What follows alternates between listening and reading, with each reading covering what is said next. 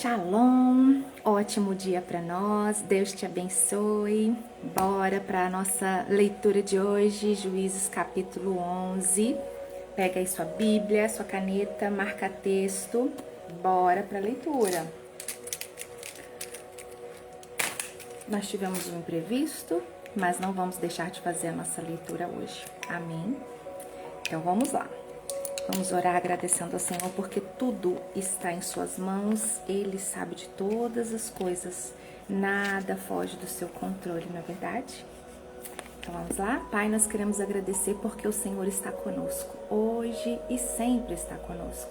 Obrigada pelo teu cuidado, pela tua ajuda, pelo teu sustento, pelos detalhes.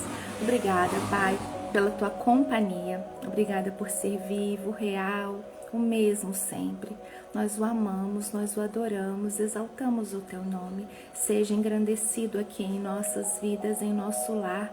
Tens liberdade, Pai, para falar conosco e nos conduzir. Amém e amém. Então vamos lá. Vamos ler Juízes capítulo 11. E o capítulo começa assim. Jefté, da região de Gileade, era um soldado valente. O seu pai se chamava Gileade e a sua mãe era uma prostituta. A esposa de Gileade também teve filhos. Quando cresceram, eles expulsaram Jefté, dizendo: você não vai herdar nada do nosso pai, porque você é filho de outra mulher. Jefté fugiu dos seus irmãos e foi morar na terra de Tobi. Lá, alguns homens ordinários se juntaram a ele e andavam juntos. Algum tempo depois, os amonitas foram guerrear contra o povo de Israel. Quando isso aconteceu, os chefes de Gileade foram buscar Jefté na terra de Tobi e disseram: venha com a gente, seja o nosso chefe na guerra contra os amonitas. E Jefté respondeu: eu sei que vocês me odeiam, e odeiam tanto que me fizeram sair da casa do meu pai. Como é que vocês vêm me pedir ajuda agora que estão em dificuldade? Nós viemos falar com você porque queremos que comande todo o povo de Gileade na luta contra os amonitas, responderam eles. E Jefté disse: se me levarem de volta para casa, a fim de lutar contra os amonitas, e se o Senhor Deus me der a vitória, eu serei o governador de vocês. Está certo? E eles responderam: sim, nós faremos como você diz. O Senhor é a nossa testemunha. E aí, Jefté foi com os chefes de Gileade e o povo o colocou como governador e chefe. Em Mispa, na presença do Senhor, Jefté fez o povo jurar que faria tudo o que havia sido dito. E então Jefté enviou mensageiros ao rei dos amonitas. E os mensageiros disseram: o que é que vocês têm contra mim? Por que invadiram o meu país?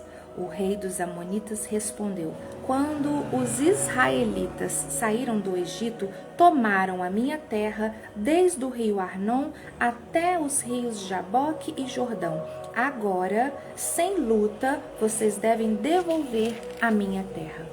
E aí Jefté mandou outros mensageiros ao rei dos amonitas com a seguinte resposta: o povo de Israel não tomou a terra de Moabe, nem a terra de Amon. Quando os israelitas saíram do Egito, foram pelo deserto até o golfo de Acaba e daí até Cádiz. Eles mandaram mensageiros ao rei dos Edomitas, pedindo licença para passar pelas suas terras, mas ele não deixou. E então os israelitas pediram a mesma coisa ao rei de Moabe, porém ele também não deixou. Por isso os israelitas ficaram em Cádiz. Eles foram pelo deserto, rodearam a terra dos Edomitas e dos Moabitas e chegaram até a parte leste de Moabe, no outro lado do rio Arnon. Acamparam ali, mas não atravessaram o rio porque estava na fronteira de Moabe. Aí os israelitas mandaram mensageiros a Seom, o rei amorreu de Hesbom, e pediram licença para atravessar aquele país a fim de poderem chegar à sua terra. Mas Seom não deixou. Levou todo o seu exército, acampou em Jaza e atacou o povo de Israel. Mas o Senhor, o Deus de Israel, fez com que os israelitas derrotassem Seom e todos os seus homens. E assim os israelitas conquistaram toda a terra que era dos amorreus. Tomaram toda a terra dos amorreus, desde o rio Arnon ao sul até o rio Jaboque ao norte, e desde o deserto a leste até o rio Jordão a oeste. E assim foi o Senhor, o Deus de Israel, quem expulsou os amorreus para o seu povo, os israelitas. E agora vocês querem tentar tomar a terra de volta? Podem ficar com tudo o que Quemos, o Deus de vocês, lhes deu. Mas nós vamos ficar com tudo o que o Senhor nosso Deus conquistou para nós. Você pensa que é melhor do que Balaque, filho de Zippor, que era rei de Moabe? Será que alguma vez ele desafiou Israel? Quando foi que ele guerreou contra nós? Durante 300 anos, o povo de Israel morou em Hesbom e Aroer, morou também nas cidades vizinhas e em todas as outras cidades das margens do rio Arnon. Por que foi que vocês não tomaram essas cidades de volta durante todo esse tempo? Não, eu não fiz nada de errado contra vocês. Vocês é que fazem mal querendo lutar contra mim. O Senhor é o meu juiz. O Senhor é o juiz. Ele decidirá hoje entre os israelitas e os amonitas. Mas o rei dos amonitas não quis ouvir a mensagem que Jefté havia mandado. Versículo 29. Então o Espírito do Senhor dominou Jefté, e ele atravessou Gileade e Manassés e voltou para Mispa, em Gileade. E dali ele foi para Amon e prometeu ao Senhor o seguinte: se fizeres com que eu vença os amonitas, eu queimarei em sacrifício aquele que sair primeiro da minha casa para me encontrar quando eu voltar da guerra. Eu o oferecerei em sacrifício a ti. Então Jefté atravessou o rio para lutar contra os amonitas e o Senhor lhe deu a vitória. Ele derrotou os amonitas desde Aroer até perto de Minite, 20 cidades ao todo, e continuou até Abel-Queramim. Houve uma grande matança e os israelitas derrotaram os amonitas. Quando Jefté voltou para sua casa em Mispa, a sua filha saiu ao seu encontro, dançando e tocando o pandeiro. Era filha única. Ele não tinha mais nenhuma filha ou filho. Quando Jefté a viu, ficou desesperado, rasgou as suas roupas e disse: ah, minha filha, você está partindo meu coração, porque tem de ser você quem vai fazer eu sofrer. Eu fiz uma promessa a Deus, o Senhor, eu não posso voltar atrás. E ela respondeu: se o Senhor fez uma promessa ao Senhor Deus, faça de mim o que prometeu. Pois o Senhor Deus deixou que o Senhor se vingasse dos nossos inimigos, os amonitas. E continuou: só peço uma coisa, deixe que eu vá com as minhas amigas pelos montes e chore durante 2 meses, porque nunca chegarei a ser mãe. E o pai deixou que ela fosse por 2 meses. Então ela e as suas amigas saíram pelas montanhas chorando, porque ela nunca chegaria a ser mãe. Depois dos 2 meses, ela voltou para o pai. E ele fez o que havia prometido a Deus. E assim ela morreu virgem. Daí veio o costume das mulheres israelitas saírem durante 4 dias, todos os anos, para chorar pela filha de Jefité, o gileadita. Que forte! Eu não sabia dessa parte, não sabia dessa história.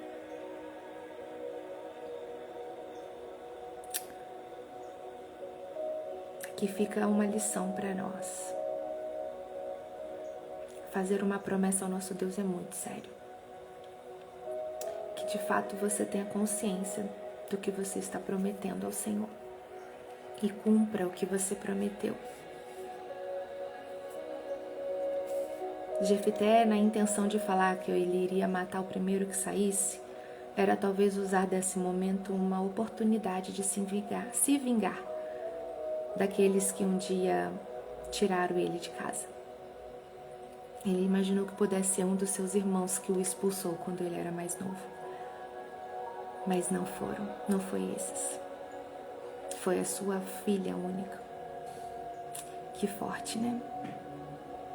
Que lição. E que bonito o que ela falou.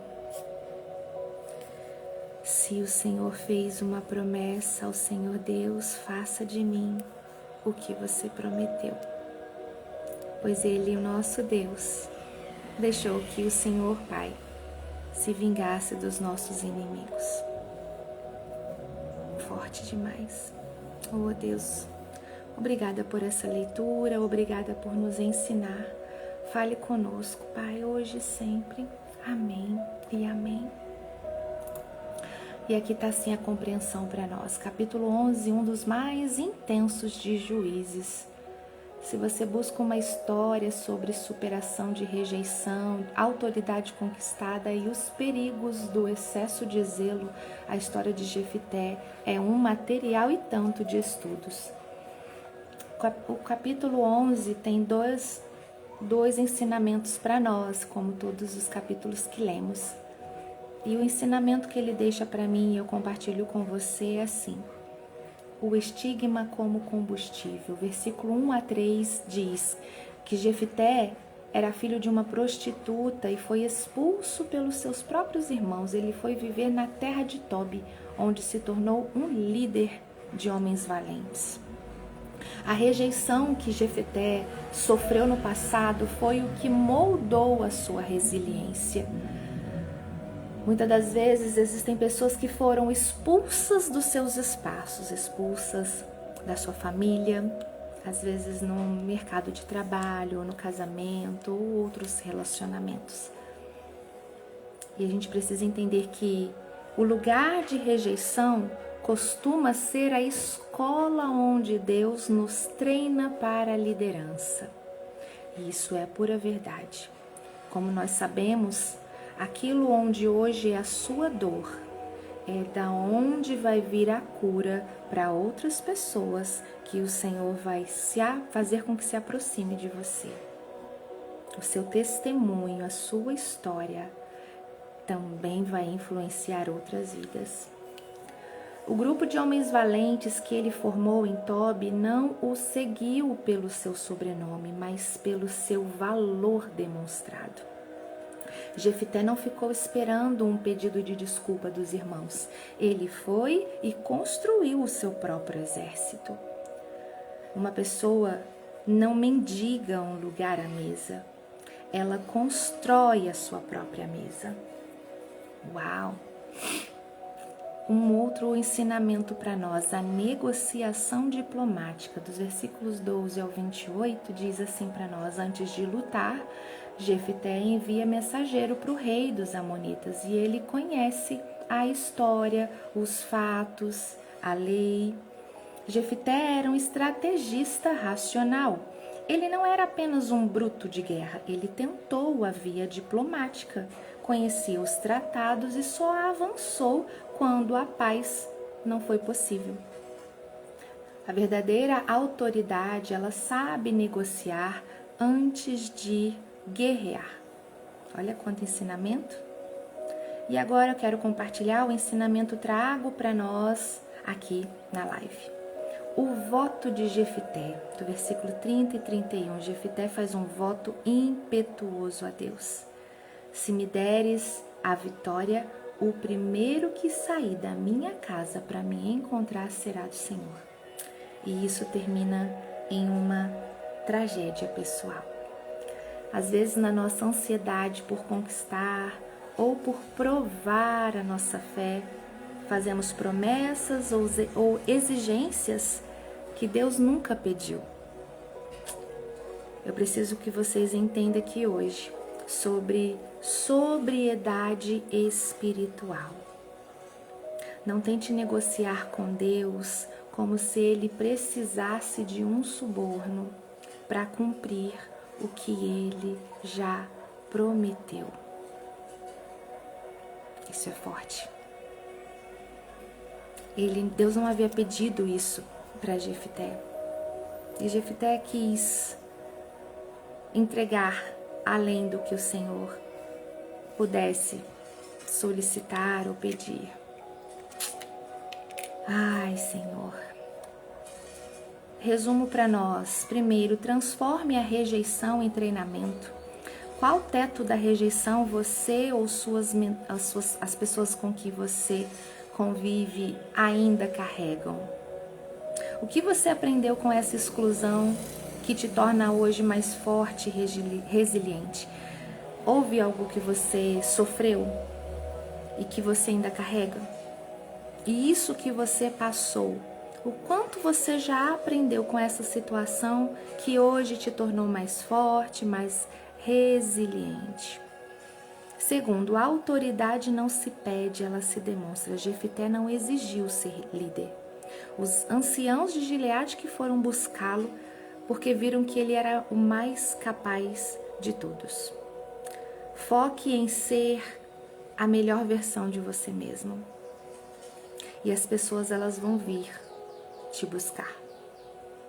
Terceiro, cuidado com as promessas da ansiedade. Antes de fazer um voto, antes de fazer uma promessa, ou então tomar uma decisão drástica baseada em alguma coisa, pare, ore, gente, e analise. Isso é uma direção de Deus ou é uma barganha da minha ansiedade? Só siga se tiver paz. E a frase para nós é: a rejeição dos homens não anula o chamado de Deus. Na verdade, muitas vezes, essa rejeição é apenas o preparo necessário para te tornar um líder de valentes. Não tente se encaixar onde já te expulsaram. Vai para a sua terra de Tob. Construa lá o seu valor. E quando a crise vier, serão os que te rejeitaram que virão bater na sua porta pedindo ajuda. Palavra-chave do capítulo 11 para nós é reconhecimento. Esse capítulo mostra que quem Deus levanta, não há rejeição humana que possa ocultar. E também deixa para nós um alerta doloroso sobre a importância de ter sabedoria e calma ao falar com Deus. O que mais vai te impactar com Jefité? O fato de alguém que foi desprezado se tornar a única esperança de um povo? Ou o cuidado que precisamos ter com a nossa boca na hora de fazer votos ao Senhor? Eu gostaria que você respondesse isso para mim nos comentários. O que mais você leva de ensinamento nesse capítulo através de Jefité? E amanhã nós vamos ler no capítulo 12 sobre o desfecho desse conflito com Efraim, que volta a ser ciumento, e a morte de Jefté. É um capítulo curto, mas que mostra como que a falta de comunicação e o orgulho das tribos ainda eram a grande ferida de Israel. Eu espero você amanhã para lermos juntos Juízes 12. Amém? E para encerrar, antes de encerrar, eu quero compartilhar um trecho desse livro que sempre complementa para nós os nossos estudos. Capítulo 121 tem como base o texto de Mateus 22, de 10 a 16, e o título é Despir-se do Velho Homem. Como seguidores de Cristo, somos chamados a trocar as velhas vestes de pecado e desgaste por uma nova roupagem de santidade e transformação. Ao nos revestirmos das vestes espirituais, devemos nos lembrar de que elas foram compradas a um alto preço, o sangue de Jesus. Ele nos convida para a sua festa, para fazer parte do seu reino, mas precisamos aceitar a troca das vestes. Não há como vestir o novo sem antes se despir do velho.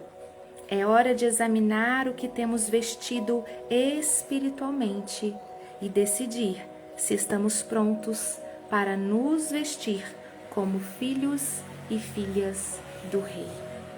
Que tremendo! Capítulo 121. E a palavra final, então, com base nisso, é para termos consciência. Como você tem se portado até hoje? Pedindo que o Senhor traga sobre você um novo tempo, novas vestes, algo novo, mas ainda está cheio de bagagem do velho, ainda não se desprendeu das roupas velhas. O Senhor quer colocar sobre você vestes novas, mas você precisa largar aquilo que te acompanha até então, do passado. Coloque-se na posição de filho, receba do Senhor essas vestes, tome esta posição. Faça mesmo conforme um filho fará ou faria e abandone toda a atitude, tudo aquilo que ainda te prende. Porque o Senhor, Ele tem mesmo para os filhos um novo tempo, propósitos. E muitas das vezes eles ainda não se cumpriram por conta de não deixarmos para trás aquilo que Ele já pediu para largar. Que o Senhor possa completar a palavra dele no seu coração nesse dia. E amanhã vamos estar juntos, se Deus quiser. Deus te abençoe, um ótimo dia e até. Fica com Deus. Tchau.